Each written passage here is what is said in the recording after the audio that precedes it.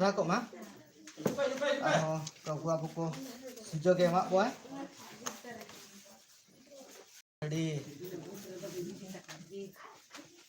taman jibon nit dhabit te isor buku jadi ayam musik ko dak ho war kate gu gak boy ar ona lagit te teheng jahu kau sejauh game mak boy sarhau lagit te और ना साउते सेरेंग सरा लगिते नोड़े जहाँ तीने बो हेजे कना पाले जोतो के बो बड़ाया जे ईश्वर लगिते बो हेजे कना से बांग हैं जोतो बो बड़ा गया ईश्वर लगिते बो हेजे कना नोड़े उनका मनमी मेना बो जे बांगा इंदो हेजे कना हापे ओंडे कड़ी पेड़ा ओड़ा मेना तिया ओंडे चला कनी उनका बाबो हेजे कना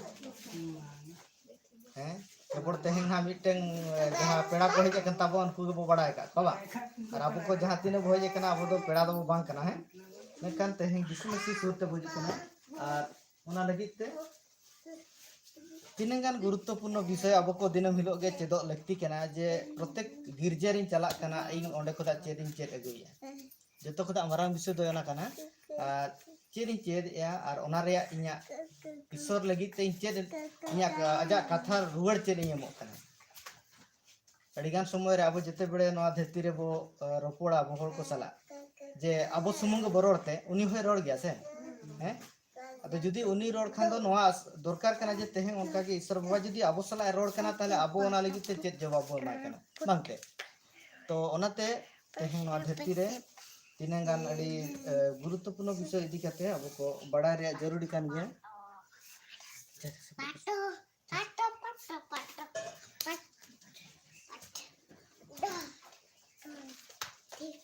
तेहें मानवा ते आमा समय रे नवा धरती रे जते बो ताहेन करा बो आदो नवा को उहेरा जते बे धरती रे बो ताहे जोका अबो लगती दो मिटंग विषय चेतान रगे निर्भर ताहे जे इन ठेन जुदी टाका जस्ती ताहेन खान दो भागेया और जमा को ताहे लेखान दो भागेया नोका बो उहेरा बांगते मेनखान नवा सरीगे तिनंग ठीक कना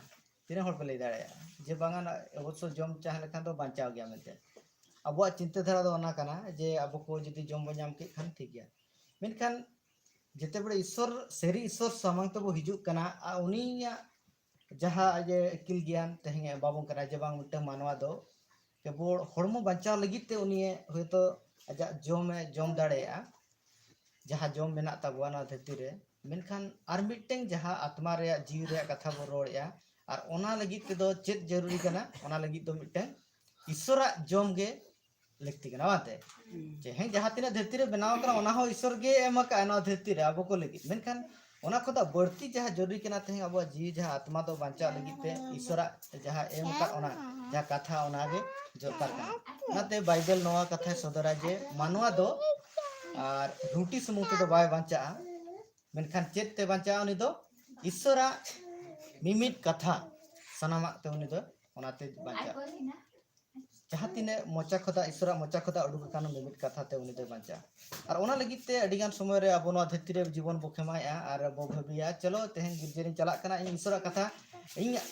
बुझो के बई बुझो के इन आता के बई आता के इन ठीके के बई ठीके के चलो ठीक गया और नवा इको नवा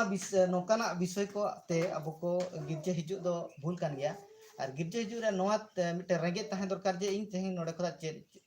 माने चेत मिटे बड़ाय कतिन चला कना नवा के जतो खोदा मारांग विषय कना और जुदी मिटे मिटे विषय ते अब को दिनम रविवार रे मिटे मिटे विषय बो चेदा एनखान बो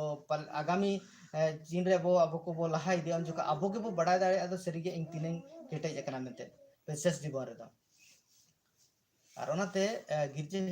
तीन जरूरी कना ओना साथे एते ओड़ा परिवार रे जहाँ तीने ईश्वरा कथा को पढ़ा तीने जरूरी कना एनखान बो बड़ाय दाड़े कान गया तो ओना लगी ते ईश्वरा कथा अति महत्वपूर्ण कना और मिमित कथा रे एते अब को जीवन निर्भर या तेहें नवा कथा जुदी अब को ठन बा सेटर का से मेनखान पाले हुई दाड़े तेहें अब को जतो को ओना नरक सेन गे बो चला को नरक रिन हर रे बो ताहे लेना नरक ते गे बो चला का अडिगान समय रे नरक रे बाबत ते होयतो अब को जीवन रे बोतर बा हिजुआ मेनखान कटिज उहेर पे नवा धरती रे गे जते बड़े हुडिंग पे ताहेया और आयो बाबा ओड़ा रे बकिन ताहे को और आपे दो एंते गिद्रे हुडिंग जोखा और आयो बाबा किन ताहे को निदे हुई को उन जोखा गिद्रे ओका लका को इको बोतर बाको बोतर उनको एकला मिटे गिद्रे बगी हटाय में ओको आलो को ताहेन मा और उनी एकला रे ओका लका उनिया अवस्था ताहेना तो ईश्वर जेहेतु आबो को बाबा कनाय और आबो को जेते बेड़े आबो ओकारे बो ताहेना और ईश्वर जुदी ओंडे ताहेनाय ओना रे मिटे फरक पे ठिके दाड़ा कना और ईश्वर ओकारे ताहेना ओंडे दो भाग्या मेना से बांगा ओंडे दो दुलड़ मेना ओंडे दो मिटे शांति मेना और ओकारे ईश्वर के बाय ताहेना ओंडे दो चेद मेना खेली हारकेत सासेत छड़ा चेन हो बनो और नवा कथा दो तीन रे निते नवा दो सदर जे यीशु मसीह जेते बेड़े नवा धरती रे हिजुक कनाय केवल ओना सुमु ओना लहा खदा सदर गया जे मिटे नोकान जगह आपे कोपे मनते आपे लगित तिंग बनाव का और ओना जगह रे तो जायजुग इंसला पे ताहेना और नोकान होड़ को लगिन हुई बनाव का होड़ को लगित बाय बनाव का सरी कान गया मेनखान नोकान जगह मेना जे जायजुग लगित हारकेत सासेत लगित जगह बनाव का जुदी बाबा अब जायजुग रिनी कनाय जायजुग उनी ताहेना और उनिया दो मुचेत गे बनुनी जहां लका ईश्वर एतहब बनुनी मुचेत हो बनेनी उनी दो जहां लका मामय लई ताहे जे उनी दो जायजुग रिन बाबा कनाय उनिया मुचेत गे बनुनी ताले उनी ईश्वर अब को बनाव का बोय चेत अब दो चेत नवा धरती सुमु लगित कना बो तीसरे बांगा लहा कदे लई का जे अब दो जायजुग लगित तबो बनाव कना मेनखान जायजुग लगित ते तीन रे जायजुग जीवन को नामे तीन रे यीशु मसीह को अपनारे कना उनरे उतर जामो कना मेनखान यीशु मसीह बांग आतांग भुर दो जायजुग रे जीवन रे साला दो बा कोनो सगे गे बनुनी माने दो अब जायजुग नरकते जायजुग सासेत के बो चला कांता और नवा शब्द दो केवल जायजुग रे कथा दो केवल बाइबल छड़ा और का पुथी रो बाबो नाम दाड़े हुई दाड़े अलग अलग अलग धर्म रे अलग अलग पुथी को मेना मेनखान जायजुग रे जो सगे ते संपर्क मेना यीशु मसीह और ओना केवल बाइबल रो बो नाम दाड़े मिटे पद बो पढ़ावा मेनखान यीशु मसीह चेर रोड़ का मेनखान निष्ठा बो बड़ा दाड़े ओना हुई कना दोसार जहन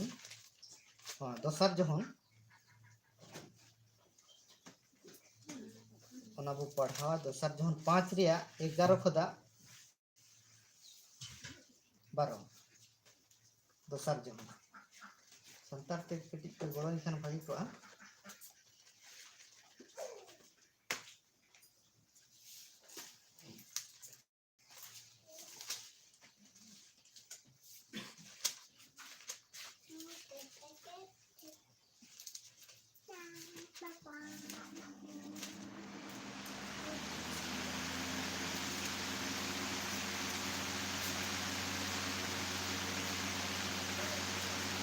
नाम क्या हो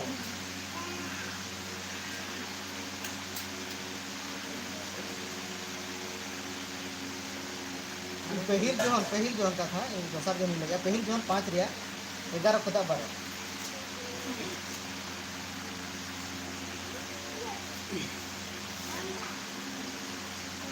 और गोहा को दो नोय नोआ गे नेता में जायजुग जीवन दे ईश्वर दो एमा का बोना और ओना जीवन दो उनी रेन हपन रे मेना नोडे चेरे लेया जोहन नोआ लेया जे ईश्वर तो अब को जायजुग जीवन एम का पड़े कथा बुझे तो एमोगी दो कोय कना ईश्वर रे एमोगो कना जे जायजुग जीवन एमोगो कना और ओना जीवन दो ओकोय रे मेना लेया जायजुग जीवन एम का बो सरी कथा कना मेनखान ओकोय रे मेना नोडे बाइबल लेया जे ओना जायजुग जीवन दो मेना और लाता से पढ़ा लेखा चेद ओला कना ओंडे दो और 12 पद हपन मेना तई दो जीवन मेना तय ओडे डी ध्यान सला ते आजम पे ओडे लेया जे हपन मेना तई दो उनी ठेन दो चेद जीवन मेना जायजुग जीवन मेना और ईश्वर हपन बनु तई दो जीवन बनते ओकोय रे यीशु मसीह बनु या उनी ठेन चेद जीवन का बनु कथा बुझे तो हैं नोडे जीवन रे कथा जते बे रकाबा नोडे मरो रे कथा बांग रकाब कना जीवन माने दो नोआ जीवन बाबत ते रोए जे नोआ दो जायजुग जीवन रे कथा नोडे नोआ साधारण जे चलो सुत्री गोसनी बचा कना ओना लगी ते यीशु मसीह पांजा कादिया और बतियो कना ओना जीवन बाबत ते नोडे बाय लेया बाइबल नोआ लेया जे जायजुग जीवन बाबत ते लेया ना जहां हपन नाम कदा उनी दो जायजुग जीवन ने नाम का नोआ धरती आपे को पाले निने शर्मा पे ताहेना जिते बड़े सामना रे ताहेया ओकोय को नोआ कथा बाको लई का बे जे आबो तो ना जायजुग लगी तो बो ताहेन कना ओकोय को लई का बे अंकान को मेना पे अंजम का हैं बुझु लेखान चेत ती चिके ठिकना बनु से बाइबल नोआ कथा लईया जे आबो तो ओका कदा बो हे जे कना ओका ते बो चला कना पूरा निष्ठा उनी तो परिचय एमया जेहें जहां लेका आपे पे चला जहां तक पे चला आपे ओड़ा करा पुडु को बापे बड़ाय थे ओका ती चला कना बापे बड़ा गया पे बा इन बाजार चला बाजार को ओका ती चला तो आपे के पे बड़ा रे कतिन चला कना आ तीरे रुआड़ कना बड़ा गया पसे तले नोआ जीवन नोआ सरस जीवन नोआ बाबते चे ठिकाना बनो जे इन गोजन परता कतिन चला बनो मेना आसे मेना तले उनकाना जिनिस रे बो ताहेलेना उनकान धरो नहीं लई लेखा बो ताहेलेना जहार तुम ठिकाना बा ताहेला जे गोजन परता कतिन चला जुदी जीव में मेनिया जीव रे चेरे चिकिया ओना हो बराला चेरे चिकिया ओपन सेवाया चेरे सेवाया चलो जहाना को होड़ को सेवाया इन होना की सेवाया अतो नोआ अब जीवन ताहेलेना अतो ओना की मेना ते अति सरस जीवन कान ताबो अब दिसु मेसी रे हेज काते ओनाते मिटे बिस नोडो वाला कना ओपन ओपन बनु ताई रे तो उनी तो जीवन के बनु माने तो उनी ठेन तो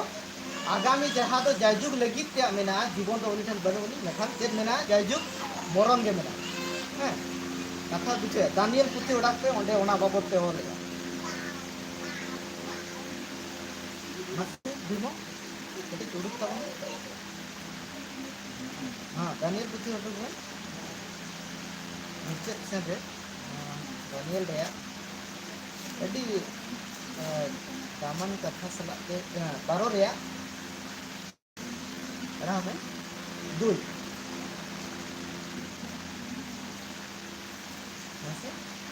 दानियल 12 रे दुई हां हां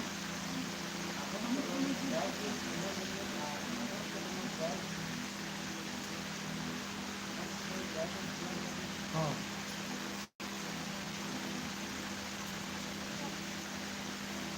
आदम पदो जायजुग जीवन लगी और लज्जा लगी हां बस नोडे बारिया शब्द मेना आंजमते हैं नोडे लई जे धुरी रे जहां तिने को बीती लेना उनको दो मिटन समय हिजुआ बेरेद आको और उनको तो तिने गान दो मेने जायजुग जीवन लगी ते को बेरेदा माने ओंडे जायजुग जीवन को न्यामा और तिने गान दो लाजा को न्यामा और जायजुग जहां तो मिटन बेबाताव माने जहां तो बेबाताव खातिर ते जहां कुड़े बा न्यामोआ और जायजुग लगी ते ओना कुड़े रन भागीदारी को हुआ जायजुग बेबाताव अदो नोडे बो ठिकेया जे मानवा जदि तहे नोआ धरती रे जीवन बो एते बो हताव का और जायजुग मिटे नोकन जीवन बो बितोया जे बेबाताव जीवन माने चेन हो इन ठेना तो कोनो कंट्रोल के बना माने तो इन जहां रोड़े चलो चेन हो ओना रे असुविधा बनुनी जहां लेकना गी हरोगे चेन असुविधा बनुनी जहां लेकना गी जमे चेन हो असुविधा बनुनी और इन नोआ धरती रे जहां लगे जीवन बिते जहां लेकन मोने तिंगे जहां लेका गी चिके के माने तो जहां तिने बड़ी के हुयन एरह चेन हो असुविधा बनुनी उनकन उहर को लगी तो नोडे लई आजे उनको तो जायजुग जहां तो बेबाता को ना लगी तो सजे को नामा उनको तो जायजुग एंते जहां सजे के मेना नरक रे को चला मो बाइबल पूरा सफा सफी रे धुड़ी रे जहां तिना को माने को गोज होड़ को कथा लगी मिदिन आबो को गुजु है तो गुजु क्या वो माने तो मिदिन ला है आबो को बो बेरे आतो चेन लगी तो बेरे ना लई आजे आबो को तो एक दो जायजुग जीवन लगी तो बेरे ना और मित प्रकार को तो बेबाता और लेकिन नोआ धरती रे जहां जीवन को बितोला उनको तो जायजुग सजे लगी तो चला अड़ी साधारण उदाहरण जुदी को हतावा जुदी नोआ धरती रे जहां के मिन हड़े गोज के मर्डर के से अच्छा अबोरिन आप ओड़ा रे जुदी मिन हड़े गोज के और उनी बो मेताया चलो अंदी उके कमा इन चेन हो सजे आम लगी तो भाई सजे में नोआ संभव बांग से नोआ धरती रे बो नेला जे मिन हड़े जे थोनी आ माने गोज को सीधे बो चला कना और ओना तो नाई जहां अब आईन कानून मेना ओना इदी जाते उनी सजे जाना सरी कथा कना से हैं और तेहे अब को निने सरो से बना का बॉय और अब मनमुखी अब बो तड़ामा नोआ रे अब कोनो सजे बनु चल का बुझे बनु मेना अब साधारण अब गिद्रे को गे जुदी नो किछि भूल आचे को मेताव कना हैं को मेताव कना मासे गिद्रे को जहाना को भूल था दो डेंगरी से चेक शब्द में मेना हम तो चिली कना होड़ कनाम से बाबा माने तो नोडे हम आज गणा कना जे मनमी तो नोका मनमी कान खाना ठीक होते तड़ाम में और लई रे उद्देश्य पशु सला होबो हेनो माने को तुलना का बाबुर गिदा बांग हम तो ये लेकन हो बुझो बांग बुझो तो से बांग है तो नोरे अर्थ तो नोआ कना जे तेहिन जदि मनमी कना बो मनमी लेका जीवन बचाव दरकार और जेते बेले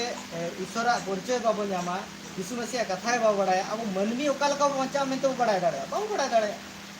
ओनाते नोआ गिरचे हिजु रे मकसद कि चेत कना जे नोआ धरती रे चे लेका बो जीवन को बितोआ नोआ ओका लबो बड़ाय दाड़े ओकर ईश्वर रे रोड़िया ओंडे के तो बड़ाय दाड़े अचड़ी बना बकार बड़ा दाते बाव बड़ा दाते ओनाते नोआ धरती रे जहां तिने तेहें एते बड़ीजा कमी पे नेलया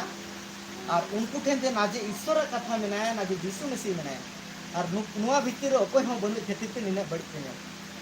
पाले न्यूज को पे बड़ा गया और अकोय दो टाका पैसे लगी ते हर को गजे बांग से अकोय दो जुतुक पाको न्यामे ओना लगी ते गजे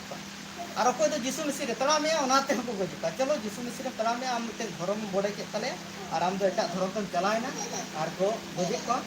ओना समूह दो बांगा आरो चेक को चिके का नतर दो प्रचारक को मेता को बांगा आपे दो ओडी बड़ी धर कना पे आपे दो लोभ लाज टाका पैसे जमा करना और धर्म पे बदल चेक का और धरती रे आपे कोड़म को कना पे भारत दिसम दो आपे जगह के बांगा नोकल का ओडी धनस का अदो नोडे उनको लगी ते मिटन कथा तहन कना जे यीशु मसीह रे होड़ को चे उनको बड़ी हरते को हिरता का जुदी यीशु मसीह रे काते न्यू बुलु कान ताहे उनिए न्यू बुलु बगी किया चे खराब केते बांगा जुदी उनी यीशु मसीह रे काते बड़ी जाय रोड़े तान उनी नोडे फेज काते भागिया रोड़िया उनी चे बड़ी किया बांगा हैं जुदी उनी आजा परिवार मांग तो रेंगी चे ताहना जेतु न्यू बुलु का तान टाका पैसे बाय दो दड़ा ता नोडे हे काते जुदी टाका बड़ा काते उनी पैसे पतर दो काते भागे ओड़ा दुवर को गाड़ी मोटर को तरा किया चे यीशु मसीह रे काते भूल किया बांगा से ताले धरती चे लका तेहेंगे माने सदर सनाय कना जी यीशु मसीह रे यार करते तिना बड़ी मेरकन सरी कथा तो नोआ कना यीशु मसीह नित धबिते मनमी बाको बड़ी गेता यीशु मसीह रे हेज काते ठीक लेका बांग तड़ाम कोई को बड़ी गेता मेरकन यीशु मसीह रे हेज काते अकोय को तड़ाम उनको दो तीस हो बाको बड़ी गेता बरम उनको मार्शल होर को देखाव कतना को ओना साथे निजे तो को तड़ाम होर को देखाव कना तो ओना लगिते अडी गुरुत्वपूर्ण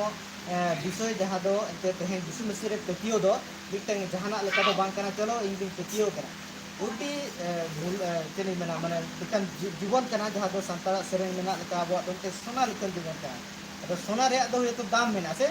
चलो निने दाम नोआ सोना दो दाम कना मेनकान अबो दो चेन दाम तेगे बाबो लेखा दाड़े चेदा से यीशु मसीह जहाँ एमो लगित ते चला कनाय और ओना दो अबो उयहर हो बाबो उयहर का जुदी ओना जोश मेना तबवा ताहले अब जीवन नवा धरती रे एडी हुसियर सलाते एडी बोतर सलाते बितो हुआ नवा बाइबल सदरा जेहेतु अब को आगामी चेल लगी ते बो चला कना जे यीशु मसीह अब को लगी ते मिटे नोकान जीवन दोहो का जैविक जीवन दोहो का ना साथे मिटे नोकान विषय मा बो जहां लगी तो अब उइहर हो बाबू उइहर का तो बाइबल लेया ओको ईश्वर को दुलड़ कना उनको लगी ते मिटे ईश्वर नोकान विषय दोहो का ओना दो का मने रे हो बान जना मका अब सेरमा सेरमा कना बसे सेरमा तीसो माने बहुत एक कल्पना पे सेटर का जे सेरमा नौका हुई को पाले सेटर दाड़े आते ओना उहेर बापे उहेर दाड़े ओना को तीने चोरक चों तीने मौज जीवन सेरमा जीवन बाबत ते बाइबल अड़ी गान जगह रे ओलका चलो ओने सुलुक मेना शांति मेना और ओंडे दो तापा बरो नया बरो नि रेगे अड़ी प्रकार कथा सदर का मेनकान अब ओना इने सुमुंग बो बड़ाय जे नौका नौका सेरमा मेनकान जेते बड़े बो चला ओना रे आठो पूरे पूरे निष्ठे पुष्टे जे को न्यामा ओना दो अडिग्या आरो बढ़तिया और ओना लगी ते यीशु मसीह रेन जहाँ तीन बो हेज कान को अब को दो मिटे सीनो भीतर दो बाबो तहन दिनम हिलो के अब को चेदो दरकार कना बढ़ती आरो यीशु मसीह बाबो ते बड़ा दरकार बढ़ती आरो शर्मा बाबो ते बड़ा दरकार नरक बाबो ते बड़ा दरकार शैतान बाबो ते बड़ा दरकार जे शैतान दो सरीगे इना जीवन रे शैतान पाले जगह निमाय कना जे लेकाते शैतान भराया और चे लेकाते इना परिवार रे शैतान राज में चला उनिया जहाँ तीन नोड़े धरती रे झेली को मेना आना झेली चेल का परिवार सहाय दे और नोआ को चेदो दरकार कना यीशु मसीह रे और ओना लगी ते चलान रोबबार खुदा गे मिटन विषय एंते बो आलोचना रे बो अगुला जे प्रार्थना विषय ते प्रार्थना दो चेक कना प्रार्थना ओका लेका बो प्रार्थनाया और ओना लगी ते किछि कथा सदरा और ओनाते नोआ विषय को मारांग रे दहो किया उन हिलो मिटन विषय बरो तहे जे प्रार्थना दो ओका रे बो प्रार्थनाया बा उनका बो नेले तहे सरिये प्रार्थना दो ओका रे बो प्रार्थनाया और यीशु मसीह बो नेले कना एडी गान ऑक्टो रे दो उनी दो गुरु ते चला का प्रार्थना लगी ते बांग और मिटन जगह रे दो लखना उनी दो और सिमकोरा रेगे उनी दो रकाब चलाते मिटन निर्जन जगह रे उनी दो दुड़ुब काते उनी दो प्रार्थना किया और नोका लका उनिया हेई तहने मेखान बाइबल लेया जे जेते बेले यीशु मसीह को चेला को मेताय कना प्रार्थना बाबत ते लेया ले उन जुका चेत को उनी दो लेया को कना आपे दो दुआर सिंह पूरे बोत काते आपे दो प्रार्थना देबा माने दो बाबा ठन प्रार्थना माने दो बाबा गे आपे बड़ा और होड़ अंजमो लेका से होड़ लगी ते आपे प्रार्थना जे होड़ को अंजमा चोरो को अंजमा होड़ अंजम चेक कर प्रार्थना और नुआ बाबत ते बाइबल बाय लेया तो हुई दाड़े मंडली रे अब प्रार्थना अड़ी हर को आंजम गया अलग विषय मेखान अब प्रार्थना रे उद्देश्य तो ईश्वर बाबा आंजम होचोना मानवी दो बाते प्रार्थना दो अब मिट्टे चोरक भाषा उत्तर ईश्वर बाबा आंजमा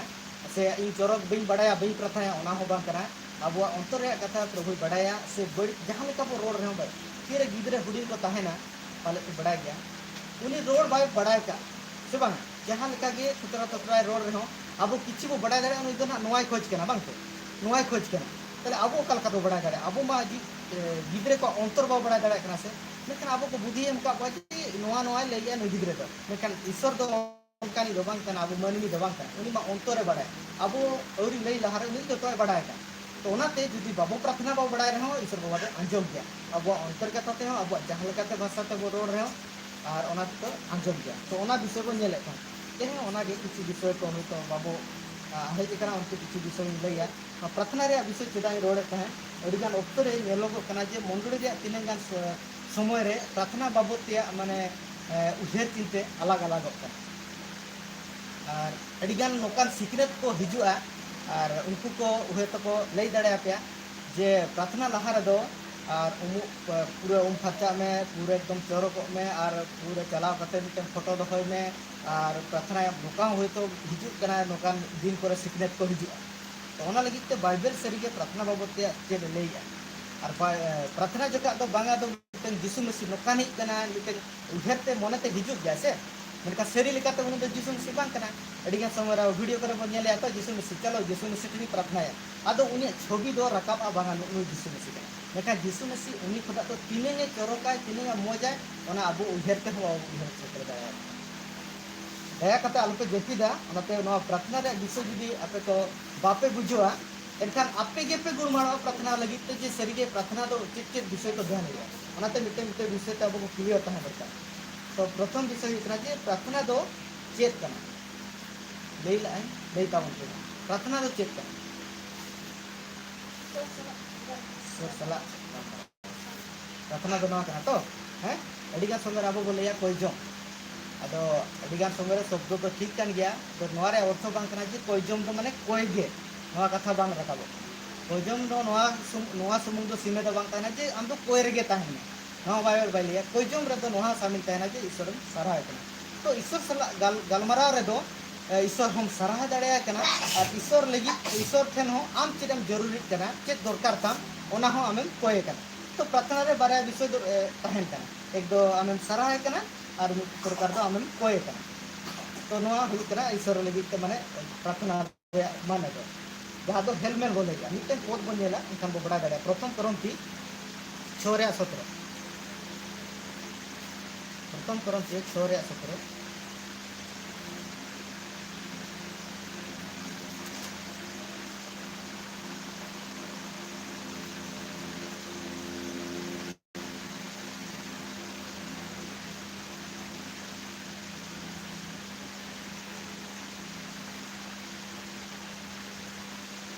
दिए तो नौका ऑल जे प्रभु को सहित संयुक्त हुए से ताहां को सहित एक आत्मा हुए बाइबल नोआ सदर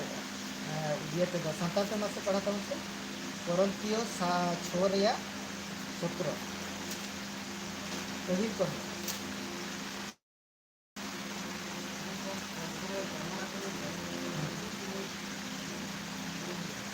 हां चिरलिया मेनखा प्रभु रे जामाणकारी दो उनी तुलुई भीग जीव गया और नोड़े चेन रे जामा जहाँ दो मिट्टे संगति कना और जिते बिटे प्रार्थना रे बो तहन कना ओना दो मिट्टे संगति हुई कान ताबो और प्रभु रे बो जामाणो कना और ओना दो उन जुका चेर हुई कना जे अब तो प्रभु तुलुई बो मिदु कना और नोआ रे अर्थ दो हुई कना अब तो नितो दो प्रभु और अब दो बो मिदु कानते नोआ दो मिट्टे चेर हुई कना जे अब लगी ते मिट्टे हेलमेल हुई कना प्रभु सलाते अब रोपड़ हुई कना और नोआ के अब मिट्टे मूल विषय दो हुई कना जे प्रार्थना दो और ओनाते प्रार्थना रे अलग तो बांग कना जे प्रार्थना लगी तो अलग कारण मेना जे चलो प्रभु लगी ते मिट्टे अडी मरांग सुजोग कना जे संगति रे और नोआ जीवन उनदिन लैला लेका जे प्रार्थना माने तो मिट्टे साहेब कना जेमन साहेब तो बंद लेखान बो बुजुआ कथा बुझे यदि साहेब गोज बोध किया बुजुआ बो तो प्रार्थना हो मिट्टे विशेष जीवन रे जदि बनु अने माने तो उनी बैबई तो उनी दो रोहड़ कना गुजु लगी ते चला तो प्रार्थना तो मिट्टे अब को लगी मिट्टे चेदिया मिट्टे प्रभु रे जते बड़ो ताहन कना जामाना कन बो ताहन कना अब को जीवन आठन पदा अब ठेन ट्रांसफर कना माने तो अब को बै बै तेबो आर अब ठेन मजबूत जीवन हिजुक कना आर बो केटेज कना आर ओना लगी ते हेलमेट बाइबल लेया जे जामाना लगी तो आलोपे भागा मेते जामाना कन ताहन तो प्रभु रे नोकाना कथा को बाइबल सदर तो ओना लगी विशेष जीवन रे नोआ तो ताहन दरकार कना तो ओनाते और मिट्टे विषय नोआ कना जे प्रार्थना मा प्रार्थना मिट्टे हेलमेट कान गया संगति कान गया और प्रभु सला रपो कान गया मेनकान प्रार्थना ओका लका बो प्रार्थना चेल लका बो प्रार्थना अदिगान समय रे विशेष जीवन रे से बाइबल लिखा ते दो प्रार्थना बाबत ते दो कोनो मिट्टे नियम बनो ओना लई का गया जे गिपित कते दुरुप कते से जहां लेका कते गे प्रार्थना रे दो मिट्टे नियम बनो आदो ओना मेनते दो बांग कना जे प्रार्थना तो निजर विषय कना और बाबा ठेन सला रपड़ कना ओनाते वा धरती रे प्रभु जीसु अडिगानो जहां लकाय सदर रका जे उनका गे प्रार्थना रे जरूरी कना ओना बाइबल बाय ले जे प्रार्थना माने तो जहां लका जीसु मसीह लई का उनका गे हुआ उनका कथा बांग और का और प्रार्थना तो ओका लका प्रार्थना माने दुरुप कथा प्रार्थना दले तिहु कथा प्रार्थना दले लेकिन संपर्क नोआ कना जे अबो चेर बो प्रार्थना और चेर बो चिके ओना होय कना मूल विषय ओनाते प्रार्थना रे कोनो नियम बनो जुदी भविष्य मिटन जहां सिकनेते हिजुआ बांगा प्रार्थना तो नोका के जरूरी कना तो भूल कना प्रार्थना लगी ते मिटन रूल बनो उनी जे अब को दुरुप काते के प्रार्थना होय से इकुरुम काते के प्रार्थना होय मेनखान प्रार्थना जोखा दुदुरुम दो माना गया जेमन जहां लेका नोडे ईश्वर कथा रे आंजम जोखा अब तिने ध्यान बोय लिया एका ओनाते हरमो रे बाबते जुदी बोरड़ आसे हरमो नोकाना आय खोजा जुदी नाम किया से आदो उनी तो दुदुरुम सेना एगुई गया से हरमो रे कमी गया ओना का जे उनी दो आबो ठेन जहां के हरमो रे बाबा दो दुदुरुम एगुई ओनाते उठी बढ़ती ध्यान हुआ जे अब पूरे मोने दो ओना दो पूरे दाड़े सलाते ध्यान हुआ तेबे उतर ओना ये दो भगाव दाड़े जे ओना चेदा नोकाኝ आराम लेखान के दुदुरुम हिजुआ अडिगा समय रे नोआ लगी ते को मना प्रार्थना पे ठीक गया प्रार्थना हो भागे गया एनकान हरमो अडिगान समय रे जहां तिने रहो हरमो नोका अवस्था हिजुआ जे दुदुरुम हिजुआ ओनाते प्रार्थना समय रे अडिगान समय रे दुदुरुम हिजुआ ओनाते जीवित तो दुदुरुम कना बो आ दुदुरुम लहा ते बो प्रार्थना आबो अदा चे चिके आ चाहे दुरुप को चाहे चिके को समय रे दुदुरुम उतर अम्बा तो नोआ प्रार्थना दो बांग कना जे आमम रोड कना उनी ईश्वर हो आमा ध्यान चेन हो बनु उनी आमम दुदुरुम के अनि सला ओको सलाम रपोर कना दुदुरुम तुले जहां सलाम रपोर दे बा से तो उनका प्रार्थना दो बाइबल दो बाइलेया नाते जिसु मसीह अडी सत्तर को सलाते उनी दो जागवार सलाते नोआ को सिखोना एम का पाए और उनी दो लेई का जे अडी चेतना सलाते अडी तजम रे एकदम जमाना का तहन के उनी दो ओना सिखने देना पाए नाते तजम लगी के जहां का रोड के जे प्रार्थना दो नियम दो बांग कना जे नोका काते जे दया काते जे नियम कना दुदुरुम कथा हो प्रार्थना दले नोआ लेई कना ते दुदुरुम कथा हो प्रार्थना ओना दो बांग कना जुति एडी समय रे अब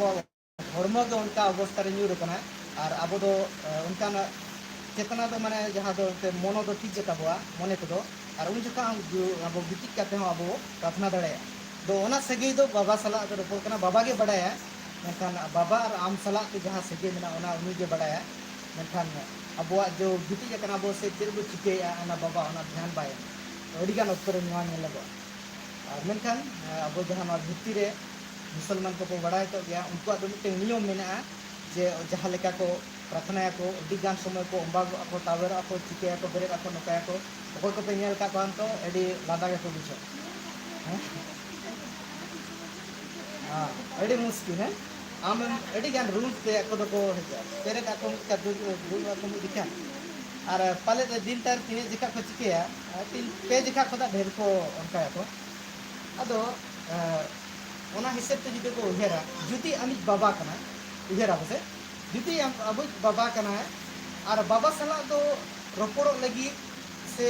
रोपड़ जहाना रोपड़ लगी ते मिटन समय मिटा जे नीने खुदा के इन रोपड़ नीने टाइम भीतर के रोपड़ा उनका बाबा सला नियम मेना की ओड़ा कर उनका रोपड़ जे बाबा ना आम दो तीनटा प्रथम दुईटा कते गला रोपड़ और उनका बम ना तो बाबा रे सगी दो चेक का माने उठी घनिष्ठ कना बाबा रे सगी दो कोनो उत्तर खुदा हम बाबा रे दाया तो उठी मडंग सगी कना तो सगी जुदी मेना खान बाबा सला रोपड़ लगी के नियम मेना बनो ने जहाँ लेकिन अवस्था रे बाबा सला रपड़ दाड़े से और ओनाते लैया जे अब ईश्वर दो चेदा सेरी ईश्वर कना नोआ पद हम बड़ा दाड़े कना जे अब ईश्वर दो जे रपड़ लगी तो कोनो नियम बरो उनी प्रार्थना लगी चलो नीने नीने समय रे प्रार्थना अब ईश्वर तो सारा घड़ी के रपड़ दाड़े बाबा कना चेद असुविधा बांग तो नोडे खुद प्रमाण कना जे अब ईश्वर दो जहाँ लेकानी दो बांग कना उनी दो होड़े बड़ाय का वाय और होड़ा आय अंजम होड़ तिने चिली कना उनी दो बेस लेकाय बड़ाय का बाबा दुर्बलता बड़ाय का जे चेक चेक करे अब दुर्बल मेना तबवा उनी दो बड़ाय का ओनाते तीन रे बो प्रार्थना रे उनी दो अंजम अड़ी का समय रे बो मेना जे जुदी पैखना चला को कान चेक प्रार्थना दाड़े चेन हो असुविधा बनो अड़ी गान जहां तो नोआ धरती है ओका ओका समय रे आय अब को नोआ धरती तो मानाय गया अड़ी गान समय बोंगा सेवा जखा दो अड़ी गान समय दो कुड़ी होपन को दो माना गे मेना उनका समय करे बाबा साला अब रपड़ रे कोनो असुविधा बनो से ओना दो बाबा के उनका अब को एंते बनाव का दो ओनाते बाबा दो अब दो बहरी से बाहर रे विषय दो बाय मेला आम चेरम हरो का चेरम चिके का ओना मेते तो बांगा अब जहां लका गे बो ताहेना ओना कथा दे लेगा जे जहां लका सिचुएशन का हरो कथा दो उनी अंजम के कथा बुझे तो हैं ओनाते प्रार्थना लगी ते दो मिटन रूल रेगुलेशन से जहां तो बनु बाबा कना अब 24 घंटा बो रपड़ दाड़े जहां ते लेगो निसला बो रपड़ दाड़े चाहे अब मोचा तो बो रपड़ कान चाहे अब मोने तो बो रपड़ कान चाहे तड़ाम तुलिज बो रपड़ कान गया अब जहां लेकान समय तो बो रपड़ दाड़े जेन हो बाधा अब ठन बनु चेदा से उनी दो अब को इन बाबा का और ओना दो बाबा सला ते कोनो नियम बनो पाले तो बड़ा गया उलगुली हपन के चिकेला जतो आय चाबा किया रुवर हेज ना सवा रुवर हेज लगी तो चेक कोनो नियम ते उनी बाबा तो बांगा मन चाबा का और नका नका कते हिजु ना ओने चेल का आतंक का जहां लका हरो ला जहां लका के ताहे लेना उनका के उनी दो आतंक के दिया अरे चेल किया जे नुई दो गोज लेना नो जनी तो ए बचाव तो विशेष जीवन दो अबो हो गोज लेना तेन बो बचाव कना माने तो ईश्वर बाबा नितो आतंक सराव का बो नितो दो और ईश्वर इन होपन रे एडरी पूरा एम का बॉय आजा नीच होपन एडरी मा का बो ओनाते अबो थे नितो कोनो बाधा बनु डायरेक्ट अब दो बाबा ठन और मिटे विषय दो लगी पाले नवा को उहेर सेटर का से बा जेहेतु मंडली नवा नेलगो कना और अब विशेष को उहेर मेना नोरे कारण अडिगान मेना अडिगान समय रे विशेषी नवा को उहेरा जे इन दो मंडली तीन चला और मंडली रे निहर को प्रार्थना इन पे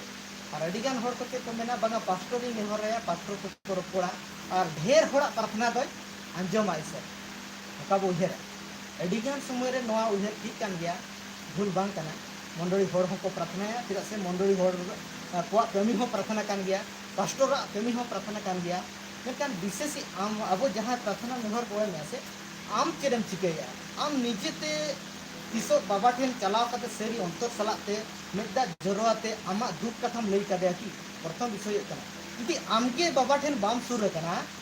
ताले नोआ रे कारण दो ना आम नि धबिते किसी मसीह बाम बड़ा कदे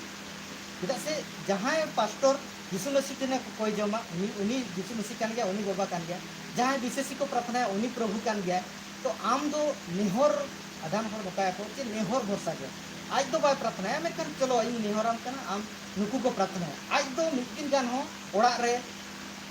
ये तो एटा समय रे आज कमी करे व्यस्त रे ताहेना केओबा गीति चो आय मेकन कोजम लगी ते उनी अक्टोबा न्यामा मेकन मंडली हिजु लेकन चले चिके हम दो निहरा तो उनकान को अब को दो आलो बाबो बेना आदो बाइबल विषय दो बांग का नोका हर को चेदा से बाबा दो जहां लेका लगी बाबा कना अब लगी हो उनकान कान गया अब कोजम बाय अंजम उनकान कारण दो बनु बाइबल ओका जगह रे बांग ओला कना जतो होड़ा कोजम अंजम चेदा से अब होपन कानते अब बाय अंजम ते हैं ओनाते तिनरे बो प्रार्थना अब मंडली रे ओना ठीक कान गया निहर मो ओना ठीक कान गया जे नो तो मिटा अभ्यास रे अडिगा समय रे नोका नेलोगा नोआ मानंग ते उनका हुई कथा जे जिते बेड़े मिटन मंडली रे जहां नवा ते हिजु कना और उनी लगी ते प्रार्थना रे जरूरी कना से अदो अडिगा समय रे चेक चिके नोका ताले एकदम पूरा फोन कोले टावर प्रेयर टावर को बढ़ाई गया और ओंडेले फोन जे नोआ लगी ते प्रार्थना पे ठीक गया कोनो भूल बानु कना ओना रे जे प्रेयर टावर फोन निहर दो भूल दो बांग कना मेखान बढ़ाई गया बो जे मंडली जे लगी ते अब को मेना बा मंडली रे कोइजम दो उनी रुगी दो बुगिया मेनखान अब आर मिटे मेना चलो हाना सेना ओंडे दो अडी मारा मारा होड़ मेना और ओंडे दो अडी संगे होड़ तको प्रार्थना 24 घंटे को प्रार्थना नोआ मिटे भरोसा मेना मेनखान नोआ गे नियम कना जे बांगा नोडे दो उनकान होड़ को गे कोइजम आजमा नोआ जे हो नियम बनो अब कोइजम हो बाबा दे आंजम गया और बड़ा गया वो नितो विशेष को जो आंजम कते आमा विशेष ते को बुगी कान गया और प्रभु रे को ताम का गया ओनाते जे प्रेयर टावर रे आंजम उनकान विषय बांग कना एमो हो भूल दो बांग कना एमो लक्ति कान गया मेनखान नोआ उहेर चिंता दो बांगा जे चलो ढेर हो को प्रार्थना भेजाया और तेबे उतर बुग गया पहिल विशेष हुई कना जे मंडली रे तिने होर नुया बाबत तो बड़ा है जुदी नुया बाबत ते निने होर को बड़ा नी आपे तिने होर मेना पे निने होर ध्यान सला ते प्रार्थना का तो पहिल विषय है और तपरते प्रथम विषय की जब कमी का ताने दोसा दे कना अब जहां से के हर बो भेजा दाएगा तो नो है कना अड़ी और अड़ी गान विषय रे नोका मंडल नेलोगा प्रार्थना लगी ते को चिके और पास्टर को पैसे को एमा को और भेटी को एमा को जे नोआ इमाम कना नोआ लगी ते प्रार्थना नोआ नेलो कना तो प्रार्थना लगी ते एमो दो दिमारां माने दो चा लगी ते आमे प्रार्थना इन हा कुड़े इमाम उन्हें विशेष माने चिंताधारा नवा करना इन कुड़े इमाम करना चलो 400-500 टका इमामा इन लगी ते प्रार्थना नोका अडिगा चेदा से साउथ जहां तक मेना ते आंध्र तमिलनाडु रे उनको विशेष सला पास्टर को सला इन दुड़ुब रखा बकना और उनको को नेल का अदो नोडे मिट्टे विषय उहेरिया जे माने नवारे माने तो इन दो अड़सिए गया इन पैसे इमामा आम प्रार्थना में और इन हा इकैया अच्छा अब बाबा उनका नहीं है बांग करना से अडिगान जगह तो नोडे तो मारा भूल विषय कना जहां दो ओरिजिनल बाबा सला अब सेगे चेक जुदी ओना सेगे के बाबू बड़ा का माने तो नोआ दो अब अड़सिए कना बो चलो इन दो बांग दरकार कना इन दो उनको एमा को अब नोआ दो हेतो भेटी बो एमा को पास्टर को ना दो अलग लेका तो चलो मैं प्रभु ज्योति कना और इन पास्टरसन पदा नो प्रभु कनी गोड़ो लगी ते एमा कना ओना दो अलग विषय कना मेका प्रार्थना लगी ते एमा कना इन दो बई प्रार्थना नोआ सिस्टम मुकार मेना बड़ा कैथोलिक रे मेना बड़ा गया हैं मित्रण पर प्राय किछि मेना गया जे उनको दो किसी को एमो आको और ओना लगी ते कई के लगी ते को प्रार्थना होते को पदरीय प्रार्थना या लेका विशेष दो बा बड़ा के उनको तो बाइबल किसो बाको जटेदा ओनाते बाइबल रे कथा हो बाको बड़ाया ओनाते ओना को भूला लेकिन अब को दो जेतु इसरा कथा अडी ध्यान सला तो नेले केतिते सेरिया रेगे बो अब दो अब जीवन दो रखा उनका मिते विषय दो ओनाते बाइबल को बड़ा गया जे यीशु मसीह की चेरे चिके अब ने और ओना लगी ते यीशु मसीह दो अब जेने बनारी कनाय और उनी दो कोइजम जहां लका पहिल का सिस्टम ताहल ना से पहिल दो जहां तिने दाणे को समायता है मन को समायता मारंग नाकी को ताहल से बा नाकी को दाणे को समायता दाणे रे अर्थ नवा हो बड़ा का अपनी प्रार्थना कान गया जे दाणे को समायता है और ओना दो ईश्वरे आताहे तो तो नितो तो अब लगी तो ओको नितो दो नाकी कना मारंग नाकी यीशु मसीह और यीशु मसीह दो चेरे चिके का उनी दो जहाँ तो पर्दा तहलेना यीशु मसीह ते बेले गोजेना जहाँ तो जेरूशलेम मंदिर रे जहाँ पर्दा तहलेना सनब थे और मारंग सनब थे ताला रे जहाँ तहलेना से ओना यीशु मसीह गिरे गोजेना उनका तेरे चिकेरा ओना पर्दा दो केता एना से चिरेना और ओना दो फकायना माने तो सनब थे और मारंग सनब थे रे पूरे ओना दो मिटे माने साखा थुइना और ओंडे दो मनवा को दो सीधे सड़क नितो मारंग सनब थे जतो को चला दाड़ेया और ओना दो कोई पूरो के यीशु मसीह पूरो के और ओना लगी ते नितो दो यीशु मसीह जतो पूरो कर के ते अब दो बाबा तेरे सीधे सड़क नितो दो अब वो प्रार्थना बो बाबा ठन बो सेटर गाड़े ओना हो चेक लेकाते ओना यीशु नितुम ते बाइबल ले आय जे अब प्रार्थना दो यीशु नितुम ते हुई दरकार कना जोहना 14 बोला 14 रे 14 पढ़ा था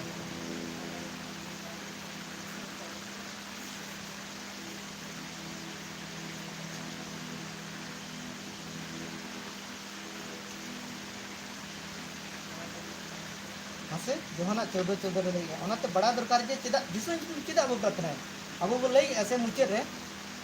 अब लई थे हैं यीशु नितुम तीन चल गया यीशु नितुम के नवा दे क्या मतलब वो प्रार्थना है तो चेदा यीशु जा जति कना ओडे 14 रे वो पढ़ा को पढ़ा गया 13 खुदा 14 रे 13 खुदा 14 मसे पढ़ा तो इन बाइबल का पोत चीज़ हताया चीज़ से नोड़ खुदा निश्चय आप भी सभी के बाइबल में क्यों सब रहे हैं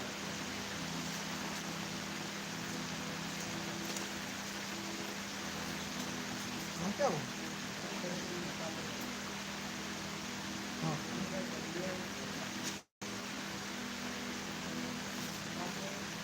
14 या 13 हाँ 13 खुदा 14 हाँ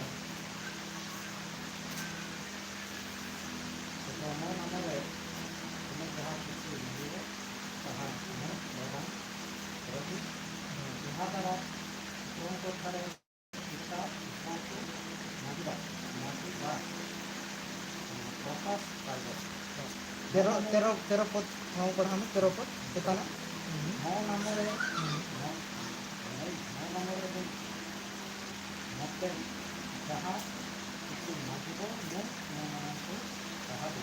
तेरो लखना संतार ते इन नितुम ते जहाना गेते होय